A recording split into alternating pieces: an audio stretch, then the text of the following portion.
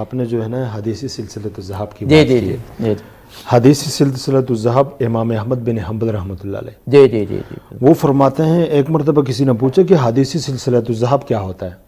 میں نے ایک مولانا صاحب سے پوچھا تو وہ کہنے لگے کہ بھئی اس میں سارے حدیث جو ہے نا ثقہ ہو۔ مولانا نواب صدیق حسین بھوپالی رحمۃ اللہ علیہ نے ایک کتاب لکھی ہے، اس کے اندر لکھا ہے کہ حدیثی سلسلۃ الذہب اس کو کہا جاتا ہے جس کے سارے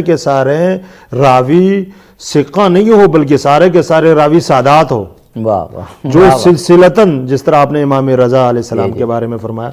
پھر امام احمد بن حنبل فرماتے ہیں کہ لو قرئ ھذا الاسناد علی مجنون لافاق من مرضه، اگر اسی احادیث مبارکہ جو حدیث سلسلۃ الذہب ہے، ان کی اسناد کو اگر ایک پاگل پر، ایک مجنون پر، ایک بیمار پر پڑے جائیں، لافاق من مرضه، اللہ تعالیٰ ان ناموں کی برکت سے ان کو اس مرض سے جو ہے نا افاقہ عطا فرمائیں گے۔ تو تسنن کے ہاں بھی ہمارے بہت سارے بزرگوں نے اہل بیت کی ہر انداز سے شان اور بیان کیا ہے اور ان کی خاطر رکھی ہے۔ تو انشاءاللہ مفتی صاحب بھی لگے ہوئے، جتنے بھی انشاءاللہ یہ کام کریں گے ہم ان کے ساتھ شانہ بشانہ رہیں گے، اور ان سے